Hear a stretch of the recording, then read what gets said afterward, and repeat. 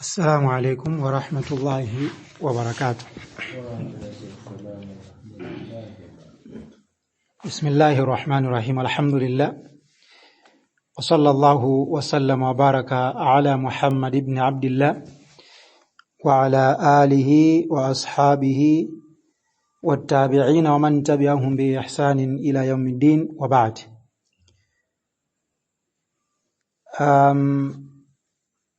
Timafuna tiyambepo malesoni athu kuchokera pamene tinadukizira mbuyomu. Ndiye insha Allah tikala tikufotokoza simati rajuli la aqidati sahiha, zizindikiro za munthu amene ali ndi aqida yolongosoka. Timudziwe munthu amene chikhulupiriro chake sichinaonongeke ndi zikhulupiriro zina zimene zili zosalondola. Ndiye pali zinthu zambiri zimene inshallah tizifotokoza, ndipo lero timangofuna tiyambepo chinthu chimodzi mwina ka 5 minutes inshallah. Chimodzi mwa zizindikiro za munthu amene ali ndi aqida yolondola, iyeyu amaitanira kwa Allah subhanahu wa ta'ala wa rasulihi, kutanthauza kuti amaitanira ku kitab imene ili al-Qur'an wa as-sunna, chimene chili chikhalidwe cha mtumiki sallallahu alayhi wa alihi wasallam. Tikaona mu nthawi ya masahaba radhiyallahu anhum, kudali anthu a mitundu yosiyanasiyana. Panali ena mabani fulani, ena bani fulani, ena bani mwakuti. Tikabwera ku Madina kunali mitundu iwiri ya Maarabsi, Aus, Khazraj. Ndiye kunali ena amene wanali Makuraish, mugulama Muhajirin. Koma akapita kukamenya nkhondo ya Chisilamu, onsewa amadziwika kuti awo ni mabani chakuti bani chakuti, koma onsewo amamenya nkhondo anda bana imodzi ya Chisilamu, kusonyeza kuti palibe vuto munthu kukhala osiyana ni munthu wina kumbali ya kamvetsetsedwe ka chinthu mu Chisilamu.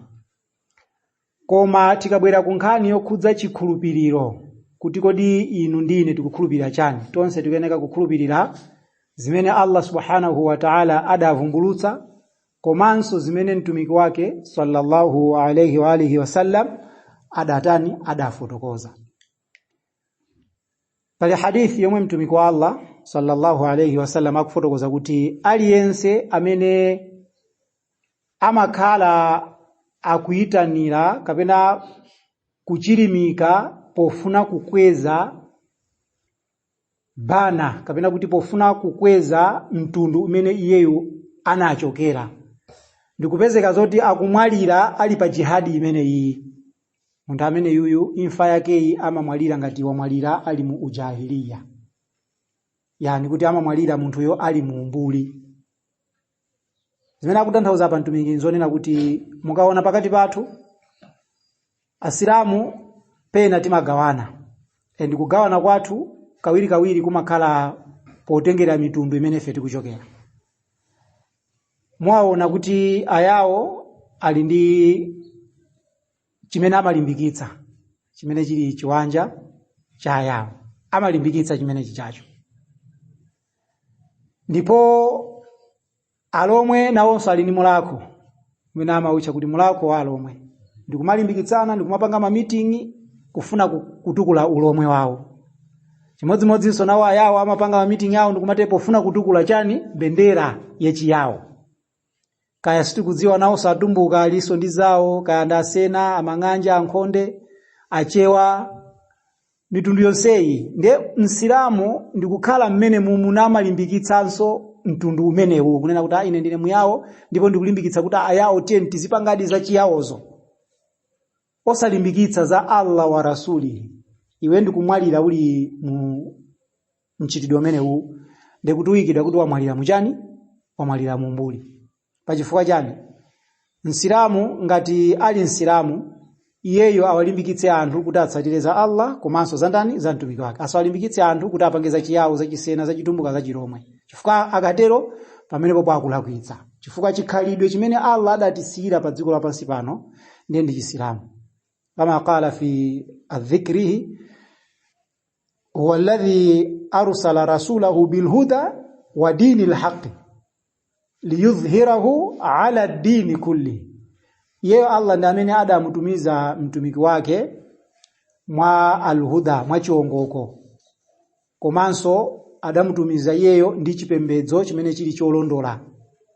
Chipembedzo chimenecho cholinga chake ndi choti chifuichirire chikhalidwe china chilichonse chimene chili pa dziko lapansi pano. Senza kuti Chisilamu chikuyeneka kukhala pamwamba pa chikhalidwe china chilichonse. Ndiye munthu amene ali ndi akida yolondola chimene chimachitika nchonena kuti samawayitanira anthu kuzachiyawo, samawayitanira anthu ku madhhab. Tili ndi madhahibu ambiri amene alodziwika ndi awo amene akuchita kuti arba. Tikayang'ana madhhabu Abu Hanifa, madhhabu Malik, madhhabu Ash-Shafi'i, madhhabu Hanbal. Tikaona madhahibi anayi amene wao muona kuti mmene muli anthu amene amakhala kuti akutsatira sukulu zimenezi. Ndipo iwowo malo moyitanira kwa mtumiki wa Allah amayitanira ku madhhabu aja malingana ni madhhabu athu. Izizi ni zimene zili zolondola. Malingana ni madhhabu athu izizi sitimazitsatira. Muona kuti anzathu amene amatsatira madhhabu a Abu Hanifa. Abu Hanifa sada siye buku linalilonse. Ni student yake na amene amalemba. Komanso tikudziwa kuti Abu Hanifa anamuletsa mmodzi mwa student yake amene ali Yaqub. Nati wai haka ya Yaqub. So kalili kwayo ya Yaqub. Kodi umalemba chilichonse chimene umamva kwa ine? Ndikoza kukhala ni maganizo lero ena iwolemba amene aja mawa ndikuza zoti kwacha zimenezo ndio uzikwacha mpaka na liti. So kumene kunali kufuna kwauza kunena kuti nayenso Abu Hanifa payeka anali munthu amene amatani amalakwitsa.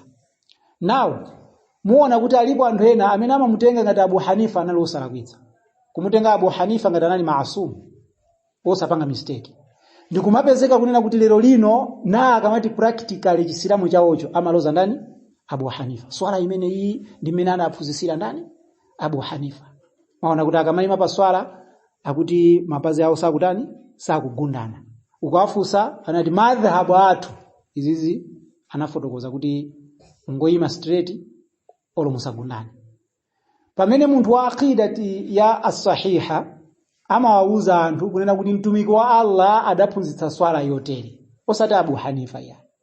Imamu Ash-Shafi'i samanena kuti adaphunzitsa amanena kuti mtumiki wa Allah. Chifukwa Imamu Shafi, Imamu Abu Hanifa, Malik wa Ahmad ibn Hanbali oseo kulluhum akuyeneka kuti amutsatire mtumiki afune asafune. Onse mamadhahibu onse anayi. Iwo afune asafune munthawi yawo ankamutsatira ndani? Ankamutsatira mtumiki. So munthu akhozanena kuti aya ife tikuyeneka betitsatire yo chifukwa iwo analophunzira kwambiri ndi amene angatifotokozere bwino za mahadith. Kodi maswahaba adamwalira asakwadziwa maliani mataba tabi'in. Abu Hanifa sakumudziwa. Of course Abu Hanifa adakumanapo ni maswahaba akulu amene adamwalira zaka zambiri monga china Anas bin Malik. Zikufotokozera kuti Abu Hanifa anakumana ni maswahaba pakati pa 7 ndi 9. Okay? Koma tiyerekeze kunena kuti iwo maswahaba wa sada punzire kuchokera kwa Abu Hanifa. Kwa Abu Hanifa mtu amene adali alikamwana kanyamata kakang'ono ndito. Sasa Abu Hanifa anali woyenera kuwatsatira maswahaba. Ndiye maswahaba ajanamwalira sakudziwa za madhahibi. Madhhabu amene amadziwa ndani mtumiki. Koma za madhhabu anaya samatani samadziwa. Ndeti kanene kuti amene wamwalira osatsatira madhahibu amodzi like kuti ine ngokhala wa Shafi. Munthu amene wamwalira osakhala wa Shafi, kumwalira osakhala wa Abu Hanifa yeka, kumwalira osakhala wa Hanbali kamena kumwalira osakhala wa chani wa Malik. Kodi munthu amene sakhala wa kujanna? Munthu kumwalira osakhala wa Shafi, iye ine swa Shafi ni matsata madhhabu onse. Iye ndi kumwalira amene sakhala wa kujanna. Maswahaba akala wa kujanna Imamu Shafi sakumudziwa. Imam Shafi sakumudziwa. Ichi ndi chisonyezo chonena kuti mamadhhabu aja sikuti anthu aitanire akamaphunzitsana ndi kumaphunzitsa anthu chisilamu asaitanire ku madhhabu ya. Koma aitanire kwa ndani? Kwa Allah ndi mtumiki wake. Ndiye mukadzamuona munthu akuitanira ku madhhabu zangu zozoti amene akida yake ndiyo tani? Ndiyo lakwika popanda so chikayiko china chilichonse. Komanso munthu asaitanire ku gulu lina lache. Tili ndi magulu masiku ano. Kuli Kadiriya, kuli Ajamati Tablighi, kuli Masufi, kuli Ahmadiyya, kuli Jabariya, Shaziriya, magulu ambirimbiri tikoza kwatchula mwina mpaka nakucha, koma onsewo ni magulu asilamu. Munthu Islamu lero lino asauze anthu nati chisilamu cholondola nini chathu. Chimene tikutsatira za Kadiriya kapena ife chisilamu chathu cha Sukuti ndi cholondola kuposa. Mukangomva munthu akupanga zimenezo amene yonso mudzizo kuti akida yake ndiyo tani? Ndiyo sokonekera. Munthu aitanire kwa Allah ni mtumiki wake. Fa in tanaza'tum fi shay'in farudduhu ila Allahi war rasul. Ngati mwasempana pa china chake, pitani mukaone kwa Allah ndi kwanda kwa mtumiki wake. Pamene posana chulepo so kuti mukayangane kwa Abdul Qadir Jilani. Kapena mukayangane kwa kutosewa libe ntchito. Amene ali ndofunikira pamene poni ndani? Ndi Allah komanso ni mtumiki wake. Ndiye mukadzamuona munthu akuitanira kuti aya bwerani kuno muende 40 days ifanye chimene chindende chisilamu chenche. Mzangu zozo dawa ali ndivuto. Ali ndivuto. Chifukwa mtumiki sadatiphunzitsa ife zimenezo. Mtumiki anaphunzitsa dawa munjira yoyenera ndipo aliyense achite malinga limene mtumiki anatani anaphunzitsa. Fonse amene akunena kuti okay ayenda 40 days and 3 days and 10 days amene akuitanira kuzimene Muhammad Ilyasa al-Kandelawi anatani anabwera nazo. Zimene zinaambika mu 1926. Mtumiki sakuzidziwa, masahaba sakuzidziwa, matabiina sakuzidziwa, watabaa tabiina sakuzidziwa zonsezo. So tima hizbu tonse ititi mukangona munthu akuitanira kukagulu kena kake mukozozo ta amene yoyu ni munthu amene akida yake ili yotani yosokonekera. Koma munthu amene akuitanira kwa Allah ndi kwa mtumiki wake yarhamuka. Kwa munthu amene akuitanira kwa Allah ndi kwa mtumiki wake amene yoyo ndamene tikeneka timutani timutsatire. Chifukwa Allah ndamene ali woyenera kumutsatira ndipo mtumiki wake komanso ndi atumiki ake yarhamukallah ndamene akuyeneka kuti atsatirire. Chifukwa wama arsalna min rasulin illa liyuta. Allah sadatumize mtumiki kupatula kuti mtumiki cholinga chake chinali chotatani atsatiridwe basi. Ndiye zinali zokakamizidwa pa ife kumutsatira mtumiki.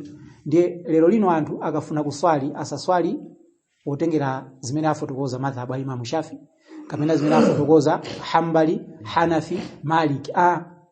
Titenge swala imene mtumiki adatiphunzitsa. Chifukwa mtumiki ananena kuti chani? Swallu kama raaitumuni usalli.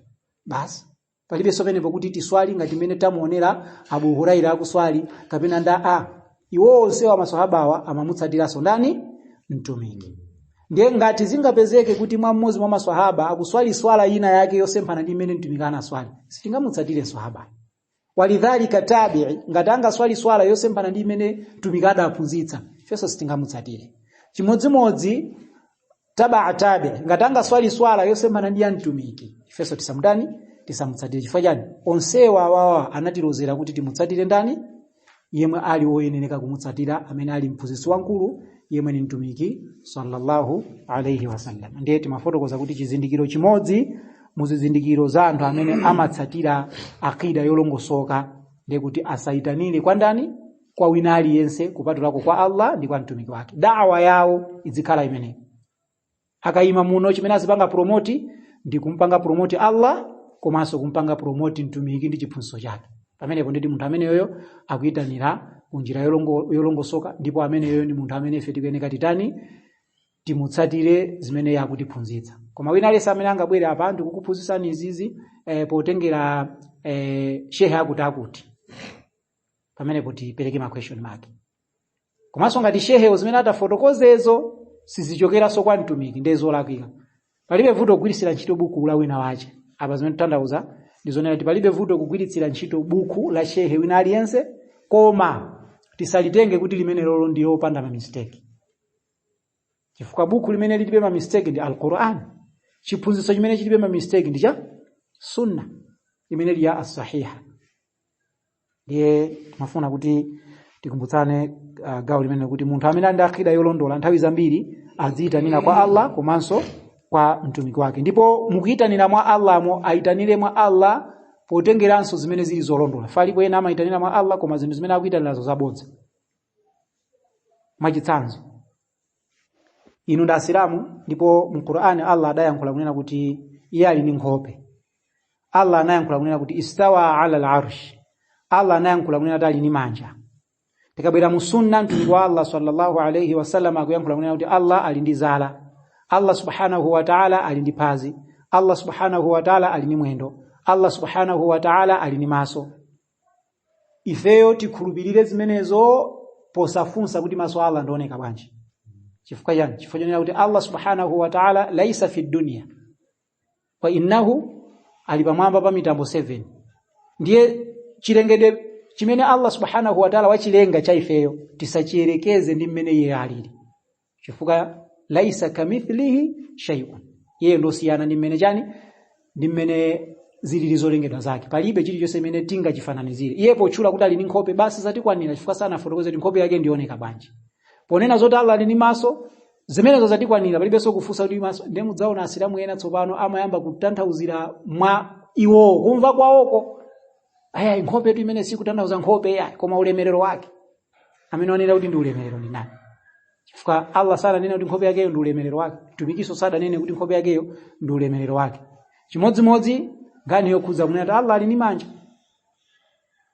Akumufunsa Iblis kunena kuti chakupangitsa ma mana'aka alla tasjuda liman khalaqtu bi yadai. Chakupangitsa ndi chiyani wewe kuti usamugwadire yemwe ndamulenga ndi manja anga. Ndipo nakana amene usimanja koma ndi mphamvu zake. Allah wanena kuti ndi mphamvu zake pene. Wanena za ndiye ife tingokhulupirira kuti Allah ali ndi zimenezo zata. Ndemona yena amaitanira kwa Allah koma kudusira mu mbiri zolakwika zokhazoka. Komati Allah mwina ali paliponse pa dziko lapansi pano. Pamene Allah sali paliponse fukanga mukanena kuti Allah ali paliponse ndiye kuti tamukhaliratu. Tamukhalira. Angasimukuti ali paliponse. Kuchimbudziso ndiye talipo. So chimenecho chikhulupiriro cha anthu amene afuna kuti adzipembedza miyala mitengo kumapembedza anthu chifukwa iwo anena kuti ndikumpembedza uyu mkati mwake muli Allah. Sizisiyana so da Kristo. Ngona koma tifotokoze poitanira kwa Allah kudzera mu zimene Allah yonso wadzifotokoza nazo. Posasintha posaonjezera zikhale mmene zilili.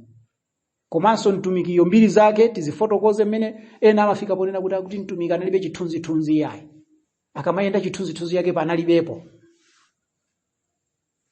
Sifa zimenezo si za mtumiki yani. Akuti mtumiki chimene chimachitika amata akamapita kutsogolo amathaso kumaona chilichonse imene chili kumbuyo kwake basi. Muona kuti anthu ngati amenewo amamukweza mtumiki kumuchotsa pa utumiki ndi kumweka pa status imene asakweneka utani kukhala. So mukamona so munthu akuyitanira kwa Allah ndi mtumiki wake kudzera so mu mbiri zolakwika ameneyo tisamutani samuvomereze chifukwa ameneyo walakwitsa. Ngati pali funso mwina tikozofunsa koma tiyambe motero inshallah. Assalamu alaikum.